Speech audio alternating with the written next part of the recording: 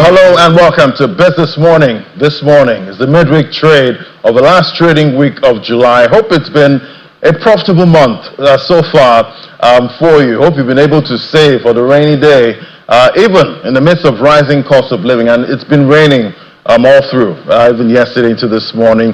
But if you've not made profits so far, keep your eyes here on Business Morning. Let's see how we can make it next month. First off, let's get a check on commodities now. We're seeing oil markets, they're back on edge with geopolitics once again driving prices sharply higher. We're already having a sigh of relief before now on de-escalation, but here we are again, and we're seeing oil, Brent crude up 3.41% this morning, $86.96 per barrel. WTI, that's back above $80 per barrel now, and see at 3.44% higher. So it's again coordinated U.S. and Saudi strikes in Iraq, alongside the interception of Iranian ballistic missiles, targeting U.S. forces in the Middle East. At the same time, shrinking U.S. crude inventories are adding fresh pressure to global supply concerns. And we see Brent and WTI already reacting to that. So yeah, it's another morning, but I guess, starting off Monday into Tuesday was looking like we'll have a weekly loss for the oil market. But this a blip now, 3.41% higher. Maybe it might switch till Friday, but we'll definitely keep our eyes on that. But let's see how your money performed yesterday on the local bourse. See, Nigeria stock market extended its record-breaking run yesterday, with investors adding fresh gains as the benchmark all-share index climbed by 0.3%. But looking at activity, volume, that was much higher than the previous day, 676.89 million traded, valued at 36.41 billion. Lower, deals 55,350 for yesterday's trade. Let's flip over now. Let's see the sectors that got attention. All right, see, top gainers there. Lasako led 10% gain. Link Assurance, so it was more of the insurance stocks there rising yesterday. Mayor Paint, that was down 9.97%.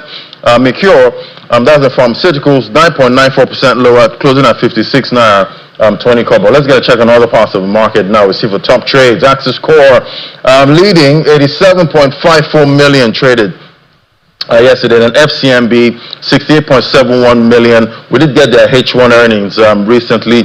UCAP 31.01 million. It's all about earnings at this point, and investors are, passing through. Most of the earnings we're seeing come out so far. We'll definitely highlight some of them today later on the show. Tell you what to look out for in these earnings. I know it's mostly numbers there, but those numbers tell a story. All right, let's get to other stories now. Global rating giant S&P Global is making a major bet on Africa's capital market with its acquisition of a majority stake in Nigeria's Augusto and Company. The deal combines global rating expertise with over 3 decades of African market experience. A move expected to boost credit transparency, deepen investor confidence, and accelerates the development of local debt markets across the continent. So that's one of the major headlines there.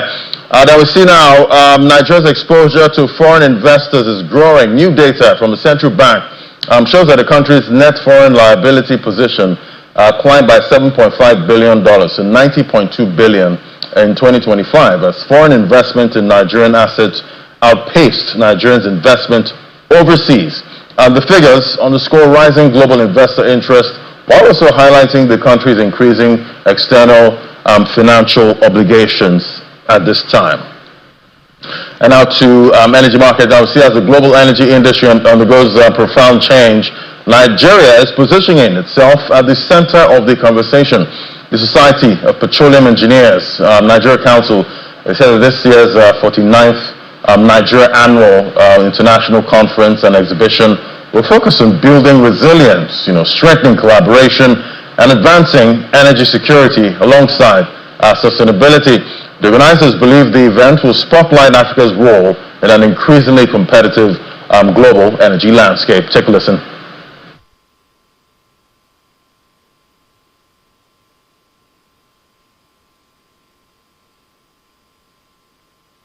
And accelerating industrial growth, while managing environmental expectations. These goals cannot be achieved in silos.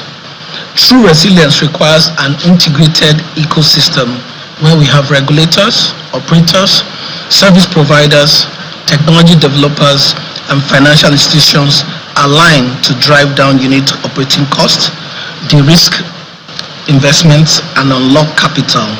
NICE 2027 will serve as the first major industry platform where a broader discussion of the operational and commercial execution of the newly awarded assets will take place and details will be unraveled. Awarding blocks is only the catalyst, it's only the start. Converting exploration licenses into daily producing volumes requires rapid technology development, it requires reservoir precision and disciplined capital mobilization. And this directly supports Nigeria's national target of achieving 3 million barrels per day by 2030. Concurrently, the ongoing portfolio rebalancing of international oil companies toward deepwater assets has placed ingenious independent operators at the center of domestic onshore and shallow water production, which is now accounting for roughly 60% of national supply. Indigenous companies must demonstrate both operational excellence and financial bankability as they assume asset stewardship, manage decommissioning liabilities, and drive field optimization. And to food security now. To fund the future of food in Africa, governments and the private sector must pay for science. This is the core message at a ministerial dialogue on sustainable financing for agriculture in Africa, organized by the Federal Ministry of Agriculture and Food Security in Abuja. The Minister of Agriculture and Food Security, Mr. Abubakar Kyari, says the federal government is addressing financing gaps in agriculture through targeted funds to de-risk investment in research and innovation. Take a listen. This forum is holding on the sidelines of the 9th Africa Agricultural Science Week, where deliberation centers on how to grow food in Africa through coordinated policy. The drive for food security and economic growth in Africa is a major concern, and at this plenary session, the need to seek ways of boosting food production re-echoes. We did undertake a baseline survey and also an assessment of the 16 research institutes in Nigeria, along with the 13 colleges of agriculture. And that experience has really got us thinking. Is financing only the most fundamental challenge of research? And we're looking at this from the aspect of where we want research to take us. The forum agrees that with Africa's population set to hit 2.5 billion by 2050, investing in agricultural science is no longer optional. It is urgent. Despite proven returns, funding remains a problem. According to the Forum for Agricultural Research in Africa, less than 10 African countries meet the African Union Maputo target of allocating 10% of their budget to agriculture, and less than 1% of agricultural GDP goes into research. We have seen even the quality of seeds, have come down because of the vagaries of that vicious cycle. So we need to increase yield. Population is money. So what happens at the end of the day is the same yield that you're getting no longer even applies because they're using low quality seeds. During the plenary session, participants call for innovative financing. A major proposal is incentives for private institutions who fund agriculture. Governments can put in place incentives to help companies allocate to philanthropy. And if they really want to direct that, they can also direct what that philanthropic spend would be. So that's a space that we've not really spoken about a lot in this world. Agriculture remains central to the federal government's economic growth agenda. A major push, according to experts at this meeting, is that innovative financing models are needed to drive the expected growth in the sector. Sarah Achimubu, Channels Television News.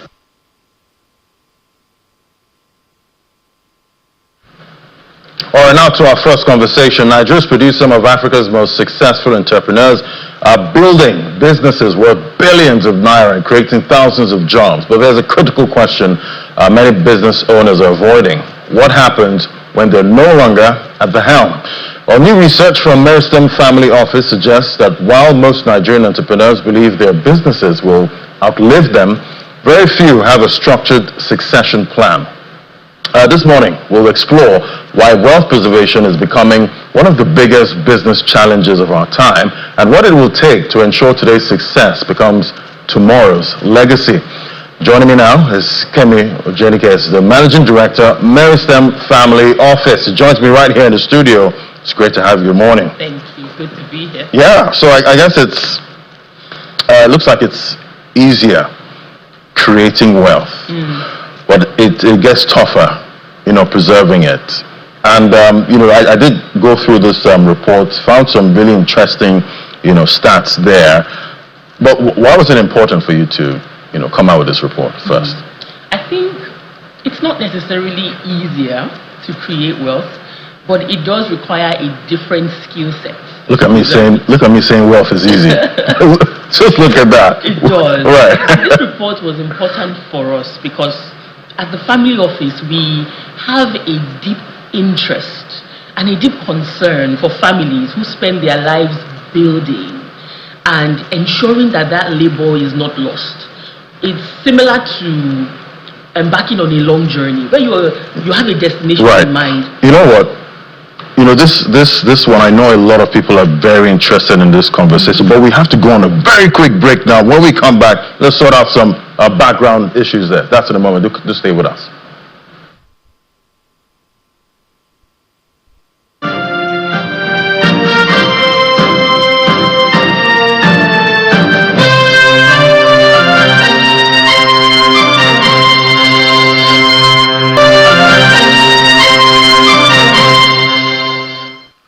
Welcome back. We're still talking wealth creation and wealth preservation here. I still have with me Kemi Ojenike. She's the Managing Director of Meristem Family Office. Sorry to have caught you there. We're talking about this report. Yes. What prompted it, at this time. I did say creating wealth was easy. It's not that easy. But preserving it is a tougher, pill. Absolutely. And in the course of our work, advising families who are seeking to preserve what they have built, we have seen a pattern that the journey of creating is quite distinct from the journey of preserving. It requires a certain level of intentionality. And the information that was available to families if you think about it, we all kind of know that there are many businesses that used to exist at some point and are no longer here. But there is no structured way to address the problem. There is no structured information that sort of guides you to understand why is this so and how do I ensure that my family business does not fall into the same trap, so to speak. And so it was important for us to put together this body of work that we believe will start off a conversation around why wealth preservation is actually an imperative, not just for families but also for the nation. Yeah, it's quite interesting. You mentioned, some businesses that, somehow just, fall off. I remember there was a bread brand I used to love, as a kid. But I heard the founder, she passed on, and that was it. That was it. For that business. It hurt so bad. I really liked that bread. The research found that 94.5% of Nigerian family businesses are still in their first or second generation.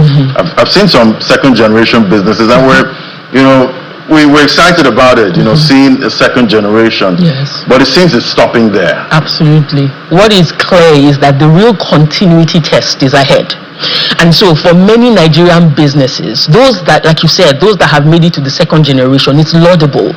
But what happens next? What happens next? Are these businesses prepared for what happens next? Is there a structure around planning for continuity? One of the things that we like to emphasize is that the same strategic input and focus that businesses give to building the business and being profitable, that same imperative, that same focus is needed to ensure the preservation of what they have built. Because what ends up happening is that businesses that happen to move beyond the founder, this individual who has spent their lives building networks, taking risk, those that are able to move it to the next generation, there is usually a watering down of the impact, so to speak. And by that second generation, if there is no dedicated plan in place, chances are that what happens next is not clear. So our goal is to help families begin to think of how they can address this from a systematic perspective. How do we ensure that the imperative for preservation, we understand where we are and where we are going and how we need to get there? Right. So, second generation, we've been able to clock that, but going beyond, second generation, but it almost seems like it should get easier. If you're able to at least get, to the second generation, they're able to take over that business. Shouldn't it be easier to have a third generation? So it should, because there should be certain learnings, that have helped to get to that point.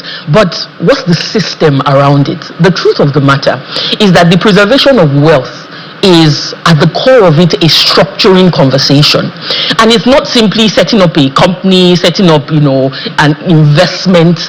It is first of all understanding what got that business to where it is in the first place. So think about it. A founder or a group of founders come together. They have gone through the reins, right? They have built, they have suffered, they have succeeded. Many a times the journey of those founders, what made them successful, the mistakes they made along the way are usually not captured in any form. And if you think about other jurisdictions where we have 100-year-old businesses where the founder is nowhere in sight, they have hacked the process of capturing and codifying the essence of the business and setting up a structure that those coming ahead can run with, even without ever meeting the founder. So our businesses today, are they capturing what they have built? Are they taking advantage of time? Many people begin to think of legacy and what happens to their business when they are advanced in years, when they are thinking of retiring, and they have these aspirations that their children will take over. But are the children prepared? Are the children even interested in taking over? Has there been a system of preparation? Are there other managers that are non-family members that can play a critical role? Is there a system around it?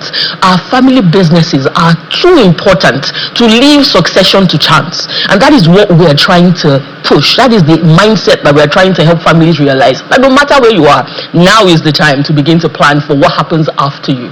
Right. Now is the time. Right, because I can just imagine maybe I have this, big family business and, in my mind, the first son is going to take over, or the first daughter, and we have that agreement. Meanwhile, more often than not, that first child has their own plans. They have their own dreams. You probably send them abroad. They've seen the world from a broader perspective. Even if the children are interested in taking over, they have their own views. So usually what happens is that they come back, they have their thoughts on how things should move forward. And many times, because there is no system, there is a clash. So sometimes you have communication issues. Sometimes you have a misalignment of expectation on both parties. So this entire process is such an important one. And it is one that we are determined to help families see that it can work. The prevalent narrative is that, family businesses do not outlive their founders. A founder, a matriarch or patriarch dies and the family devolves into conflict. And it is so prevalent that we have movies about it. Right. It's made for entertainment. But what about the other side? We don't usually think of the real consequence of businesses not outliving their founders. We don't think of the jobs that are lost, the education that is terminated, livelihoods that are halted. We don't think about the complexities that happen in those families. What we are saying is that the imperative for wealth preservation and transfer is now. But first of all, we must determine if we even want the businesses to outlive us. Because some businesses, they just want to make money, meet their needs, and maybe exit. That intention setting is clear before you determine what next you want to do. Don't assume that it's going to outlive me without clear preparation and definition of where you actually want to go. Right, because, looking at the data from your report, it says next generation readiness. The category they mostly focus on their own path. That's for the next generation. Yes. 40% are mostly focused on their own path. Absolutely. Actively involved and being prepared, about 20%. Exactly. Interested but not yet involved in the business, 20%. Too early to tell. That's about 20%. But we see the big 40% there. They're mostly focused on their own path. Absolutely. I want to do my own thing. I don't want to chase my father's business or my mother's business. I want to create my own path. There's nothing wrong with that mindset. There isn't. Right. But what that tells us is that preparation needs to be much earlier. More often than not, many wait for their children to be adults, done with school, done with getting all the qualifications, and then you have the expectation that they will come in to take over. Meanwhile, they do not really have a connection to the business. All they know is, okay, this business funded my education, but what is it really about? Do I have a place in this? The most astute families start from when children are much younger. You expose them to the business, the philosophy, the why. What do we do and why do you do it? So that as the children grow, they begin to see their place in that organization, and then there is a natural fit, such that even if they go and pursue their own path, they can on their own come back to add meaningfully and contribute to the business in a way that is not forced, where there is no friction or needless conflict within the family. Okay, I'm also trying to imagine, some interesting scenarios you've seen. Have you seen a case where the business is preserved, it keeps on going, but wealth is not preserved? Have you seen that before? Well, yes, actually, and I'll try to paint a picture for you. So that some of the things that the mindset shift that we're trying to establish in more families is that, first of all, your children's involvement does not necessarily mean that they are the CEO of the business. So many people want their children to take over at the helm of affairs, but the children may not even be the most skilled to do that. They may not have the right qualification. But there are businesses in Nigeria, those who have decided from the get-go that, you know what, I want this business to outlive me, and my children do not have to be. This is not a family business. This is just an enterprise that I am creating, and I want to continue to create value for society, for my employees, and so on. And in their lifetime, they've handed over that business to other leadership outside of the family, and in that case they have children that are involved in the business but not as leaders. So in that case, the business continues to run. The wealth of the family is a separate conversation, but the business does continue. And one of the things we're trying to help families see is that ownership and management are not the same thing. A family member can have shares in a business, but they need not be the ones managing the business. That separation is necessary, because it requires a different mindset. I can be an owner, contributing in ways that I can to ensure that the business continues to succeed, getting the benefits of the business, but I do not necessarily need to be the one making the decisions in the day-to-day. And so the business should be considered as an entity of its own. But what we have is that it's almost an appendage of a founder who has spent 40 years building it. So sometimes that separation is tough. It's quite complex, and there are different layers, but the goal is for us to begin to think about these things deliberately and act on them, because again, many leave it until later, I will think about it later, but later is too late more often than not. I'm talking about later and too late, and I can imagine a founder watching this now, maybe he's 80 and he's not really thought about succession. Is it too late? It's not. Usually we say that as much as you can, you want to take advantage of time. Let time work for you. The earlier, the better. But even if you are at the stage where I've not done anything yet, where do I even begin? It's all so complex already. Just start. Seek advice. Seek professional advice. That's what we're here for. No two families are the same at the end of the day. No two businesses are the same.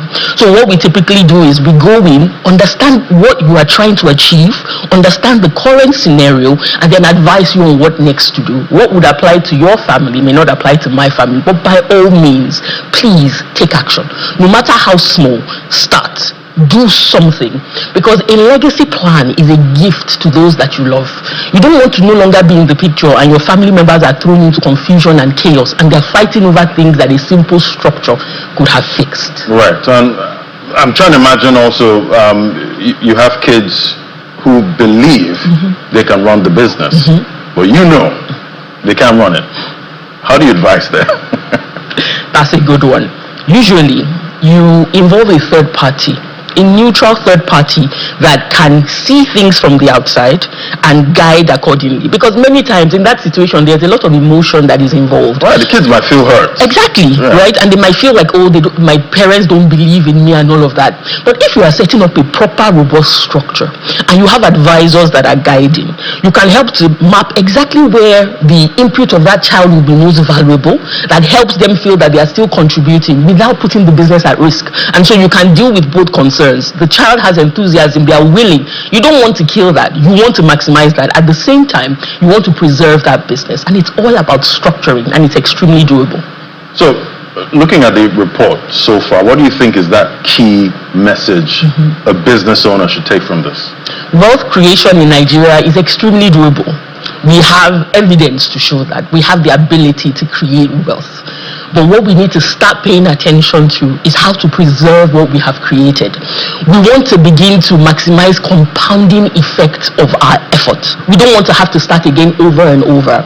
And so wherever you are, just start. And one way you can start now is to ask yourself, if I'm away from this business for 90 days, completely cut off from the business, no contact whatsoever, will this business survive? Will they be able to move without me? If the answer is no, then that might be a good starting point. And if you are confused as to where to start, reach out to us at the Meristem Family Office. We'll be more than happy to advise. How do we reach the Meristem Family Office? We can be reached via email, familyoffice@meristemng.com. So that's familyoffice@meristemng.com. Once we understand your unique circumstances, we would be more than happy to hold your hand through the journey of wealth preservation. Wealth preservation. Quite interesting. It's quite interesting. You see families for 100 years, businesses, they keep going, keep turning on revenue and profit and all of that. It needs to become a reality. Yeah, because that helps the economy. Absolutely. Generally. Thank you so much. Kemi Ujenika is Managing Director of the Meristem Family Office. Thank you for coming on the show today. Thank you for having me. Fantastic. All right, we'll take a moment now. When we come back, we'll look at the latest earnings and what you should check in those numbers. That's in a moment. Just stay with us.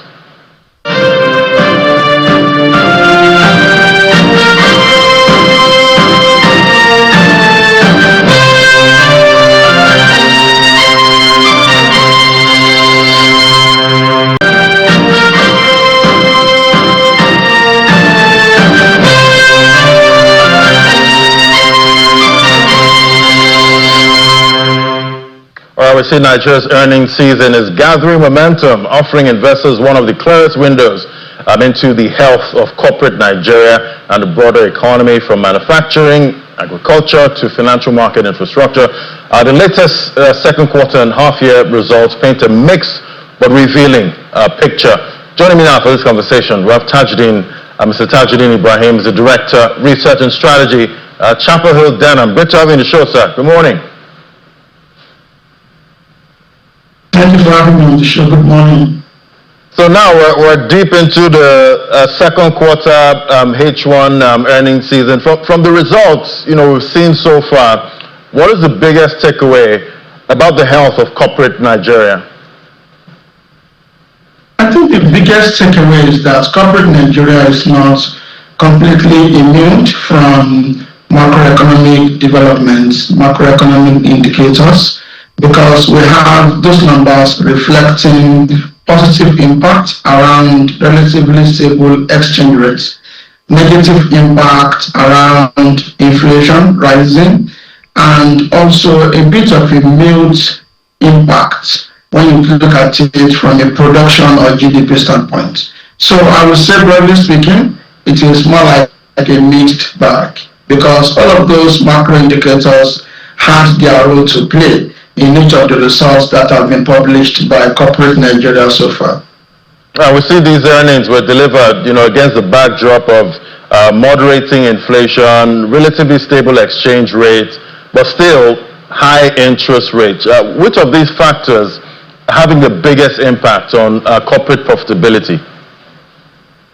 So I think it is more of exchange rate stability, because the impact of exchange rate stability is a lot stronger compared to the impact of high interest rates. When you look at exchange rate stability, what it has done for corporates is to ensure that, number one, they are able to get FX for their businesses as at the time that they need it. Number two, it has allowed for their earnings to be stable, because those of them that have foreign currency borrowings are not booking foreign exchange losses, because we have stable exchange rates as we speak. If you look at Nigeria, or corporate Nigeria, about 2-3 years ago, they were booking negative earnings, recording negative earnings because of FX devaluation impact. That has been put behind us as we speak, and we have the stability of the exchange rate supporting the performance of businesses. Interest rate remains high, no doubt, but the reality is that exchange rate has a more devastating impact if it was to depreciate or be devalued compared to the relatively high interest rate environment we are in. So it is more of FX rate. Yeah, I remember before, before we had stability, we're always looking out for the FX losses, for most of those companies. But definitely that's been behind us for a while now. But let's dive deep into some of these earnings. Let's kick off with Okomo Oil now. Earnings per share, that fell by 37.5%. Lower revenue in the second quarter. H1, we also see revenue down by 3.5%, net profit down 16.4%, earnings per share, as I said before, 16.4% lower H1. So we're seeing losses in Q2 and H1. Is this largely a company-specific issue, or does it reflect broader pressures facing Nigeria's agricultural sector? I think it is a reflection of two major factors. Number one, it is a reflection of global supply, which has improved significantly, and also just a reflection of the imports of relatively competitive products by Nigerians, given the stability of FX. When you have FX rates being stable, it is far cheaper for people to import crude palm oil from other countries relative to buying it locally in Nigeria. So that played a major role. And I think what is also similarly specific to Okomo, in my view, is the fact that it appears like they need to do more around accelerating their sales and distribution. And I say this because inventory grew by almost 100% over the review period. So when your inventory rises that much, what it implies is that you are not really pushing out as much volume as you should as a company for you to generate revenue. So if you look at the numbers, revenue down by 7.5% in the second quarter, and in the first half of the year down by close to 4%. So it is not really a good time for Okomo, largely because of global development and partly because they also have their own specific issue that I believe they have to address. All right, let's look at the cement giants now. Starting off with Boa Cement, they reported a 79% surge in H1. That's for pre-tax profit. Also, we see their profit before tax that rose from 214 billion to about 384 billion. Earnings per share, that's higher from 5.34 to 9.59. I guess this one's a no-brainer. I guess the cement business is booming. Yes, absolutely. I think one thing we all have to recognize about cement businesses is that they have been able to raise prices significantly over the past 12 months. If you look at it from a 12-month standpoint, you would notice that there has been an increase in prices by about 50 to 100%.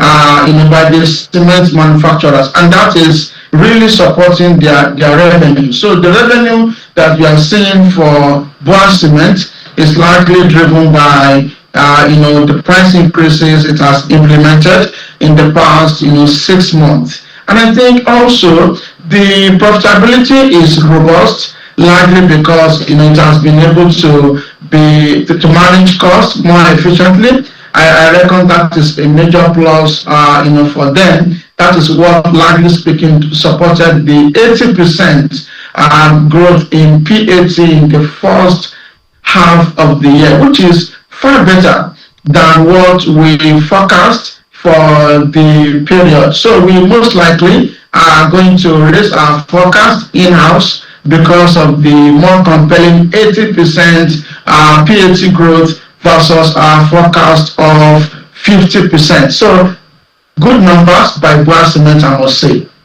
All right, so with infrastructure spending expected to remain strong, does the cement sector still have room for, further earnings expansion, going into the second half of 2026?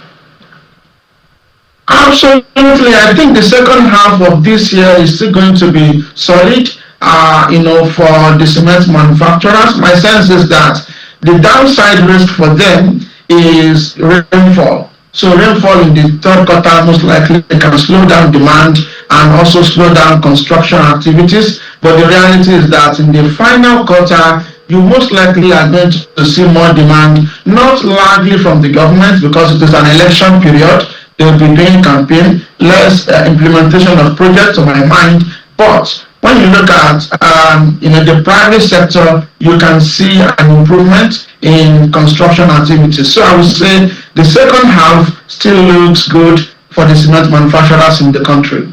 All right, and let's look at HBM Nigeria now, formerly Lafarge. They also delivered 318 billion naira. That's for H1 profit. Looking at that one, I guess what stands out for you there? Solid results published by HBM, and I think it is something that no investor, to my mind, should miss out of, particularly when you are looking at the reward that they are giving shareholders. They have announced a dividend per share, an interim one indeed of 16 naira. That translates to 4.4% dividend yield. It is not really common to find such a robust dividend yield in the market on an interim basis, not on a full year basis. So I reckon those numbers are very strong, and they are also indicative of new management impact, considering that they recently changed and in terms of ownership that HBM took over from Lafarge. More importantly, we are expecting them to complete very soon the expansion that they are doing in Shagamu. Shagamu is very central when you look at distribution of cement across West African regions, and also across the western part of Nigeria, and also across the eastern part of Nigeria, where cement is consumed the most when you look at Nigeria on a geopolitical region basis. So I see that Shagamu Cement playing a positive role going forward in terms of the expansion impact and the expansion in revenue it will bring for HBM. So we are positive on HBM, and we believe investors should be buying that stock. The returns, to my mind, are very compelling.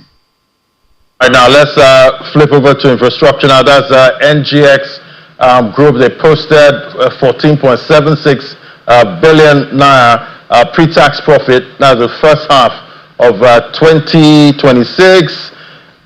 We've had a bull run, for the longest time, in this market. I guess this is expected. The revenue will be up. Transaction fees up 169% compared to the first half of 2025. But what do you think about the listing fees, though? 2.38 billion. The listing fees, to my mind, is a reflection of additional listings that the exchange is witnessing. So we have a substantially better year, if I may put it that way, when you look at the NGX compared to the previous years. So having listing fees rising by 59% is a reflection of an increase in listings. That's number one. Number two, the outlook for listing fees, to my mind, is more compelling than what we have seen in the first half of the year. And I say this because we still have the listing of Dangote Refinery coming up. We still have one or two other listings that we know in-house, but I cannot speak to currently openly, that are also coming up in the second half of the year. So those listings, to my mind, will broadly speaking be supportive of the listing phase of the NGS Group in the second half. And I think one thing we should not miss out is that when you have a solid year of investment, what it means is that the NGS group as an exchange will be making a lot of money. My sense is that no investor should miss out of that opportunity, because most likely dividend announcements will be a lot more robust this year compared to the previous year. And I think we have to also recognize that NGS is a unique company. There is almost no competitor for it when you talk about stock trading. So you are buying NGX, you are buying a unique asset, you are buying a unique company because of the kind of business that it does. So those numbers are very solid, and the outlook remains robust in my view. Right, and normally exchanges do very well in a bull market. Listing fees, transaction fees, and all of that, they usually rise. Thank you so much, Mr. Tajuddin Ibrahim, Director of Research and Strategy, Chapel Hill Denham. Thank you for coming on the show today. Thank you very much. All right, now let's get a check on what's happening in the global economy.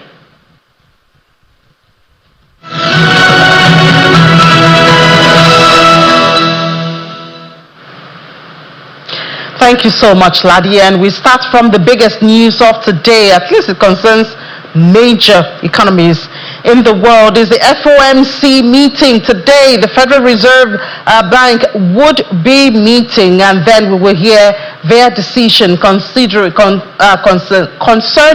the interest rate. But a bit of background to that. So far this year, we saw that in January when they met, they voted to hold the target range steady at 3.50 to 3.75. That was the first decision of the year in January. And then the next one was in March. There was also a hold there. The range still between 3.50 and 3.75%. In April, they still led the benchmark. So of course, we've known that for the most of this year, from last year, a lot of uncertainty. First of all, we had to deal with tariffs, and then in February we started dealing with the Iran-US-Israel war, and that has affected the stability that the world was enjoying, especially when it comes to energy cost. And energy cost affects every other thing, especially in the United States, not just in emerging markets. And so we saw that uncertainty. Even late last year, we were hoping that there'll be more cuts. So after April, the next meeting was in June. And June also, we saw that they kept the target still there. So far this year, it's been hold 3.50 to 3.75. They maintained the interest rate and paid on reserve balances at 3.7. July, that's what we are expecting today. Expectations widely centered on another pause amid surging oil prices, ongoing policy reviews, and just when we thought that peace was coming that way, Iran yesterday disrupted that. There was a strike from Iran yesterday, and then we don't know how the U.S. is going to respond to this. But let's speak to our correspondent in Washington, Maria Bird, now to give us perhaps some background information of what she's been hearing, what we could expect from the meeting today, especially considering this latest strike coming from Iran. Hi, Maria. Good morning. Good morning. Quite early for you, but thank you for joining us. Waking up early and all of that. But what are you hearing? Is it another hold? This will likely be another hold, but they're expecting this to be a very historic meeting. We know that the chairman was put in place expecting to align with what the president was hopeful for, to see interest rates drop. But there's only about a 30% expectation that there will be a drop in interest rates. 70% of most markets believe that it'll be about a 70% stay. And so it looks as if we're going to be staying. I mean, as you mentioned, the war right now, as you mentioned, the strike from Iran most recently, and as you also mentioned, the oil prices, which created a major challenge for the U.S. And noting, too, that we're still challenged with inflation. Inflation continues to be a struggle for the United States. And when we see inflation on the rise, or we see inflation not controllable, oftentimes the Federal Reserve will decide to keep interest rates steady. Yeah, and with this latest strike by Iran, have we heard anything from the White House, response or anything like that? Well, as we know, yesterday the White House welcomed the president of Ukraine and also the president of Israel, and also we know that the senator passed yesterday. So yesterday was a very busy day for the White House. We can expect that probably later on today we'll hear more in regards to that. We know that strikes have been exchanged back and forth. Will we just see what we've seen over the last couple of weeks? Potentially. But I think the greatest challenge is really going to be around how the Federal Reserve will be responding right now to this inflation. And so at 2 p.m. Eastern Standard Time, which is around 7 p.m. In Nigeria, we will be hearing from the Federal Reserve Chairman, Kevin Walsh, as it relates to what will happen with these interest rates. Yeah, so what would another hold, what impact could it have for the people, for prices and all? So another hold will really just mean steady. Another hold will mean that we won't really see much change in the buying power of Americans, and I think that's some of the concern as we begin to head toward the end of the summer and fall. Fall is often a time where people begin to buy. They begin to start looking at ending out their year, and so oftentimes people will move in that direction. But with interest rates staying steady, we will probably just see a flatlining in buying, which potentially could mean that we still will struggle with inflation. But again, it's not very common that you'll see the Federal Reserve begin to drop interest rates when you're still struggling with inflation. And to the greater point that you mentioned earlier, we're still unsure as to where the U.S.-Iran conflicts will end. Yeah, a lot of uncertainty there, Maria. Thank you so much for that, and we know that you keep us updated, especially reactions from the markets. We'll be able to get that tomorrow. Thank you for joining the program.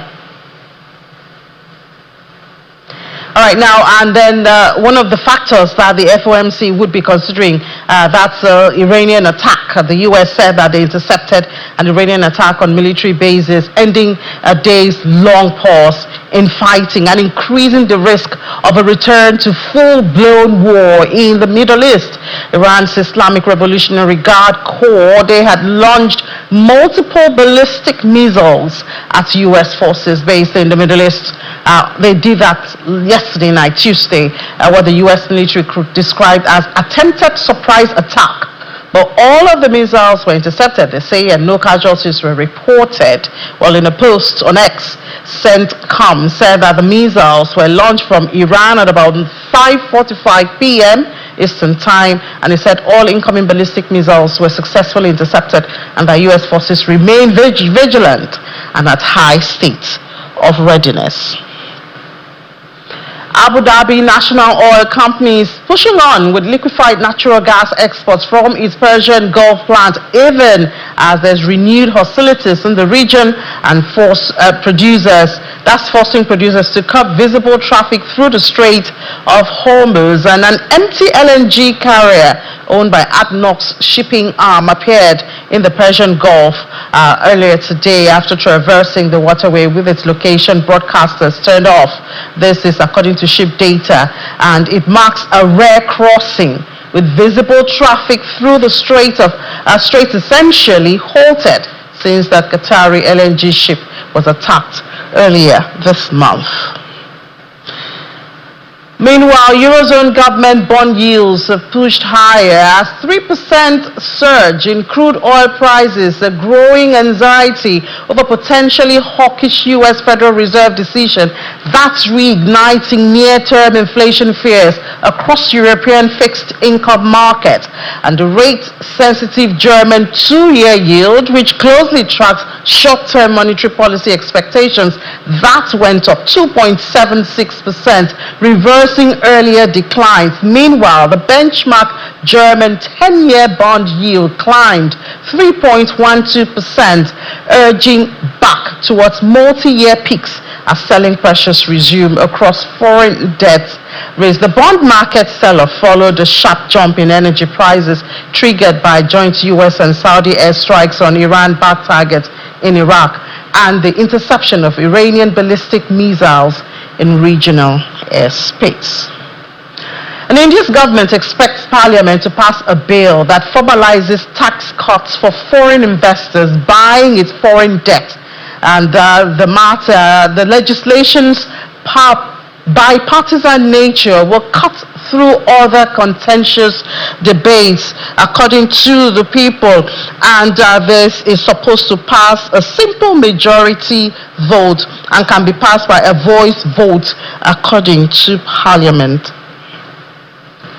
BMW AG is offering voluntary severance packages to thousands of its workers in Germany. The car maker is trying to become leaner to better compete with rivals from China. The manufacturer expects departures in Germany to account for most of about 8,000 positions that it's looking to cut globally. And it is the latest in a series of restructuring moves by the country's embattled auto industry. And after piling into chip stocks and what they call AI winners, investors are now rushing to cut this exposure and rebalance portfolios. Even allowing for that, an acceleration of the sell-off in recent days over China competitiveness looks premature. The reversal in artificial intelligence trade this month has been severe. UBS Group basket of shares geared towards AI spending includes semiconductors, is trailing one of the stocks that's deemed at risk of AI disruption by a record of 42% points. While the dramatic turnaround follows months of outperformance. This illustrates a sudden unwind of excessive positioning, especially within the chip sector. And we end in China, Russia, where that country has charged billionaire Telegram co-founder Pavel Durov with aiding terrorism and accusing him of allowing the popular messaging app to be used by Ukrainian security services. Well, Mr. Durov is 41 as placed on the international wanted list, and Russia's Federal Security Service, known as the FSB, said that in a statement. I wonder how this will affect the crypto community. This is closely related to them. But those are the stories we have for you from the global space.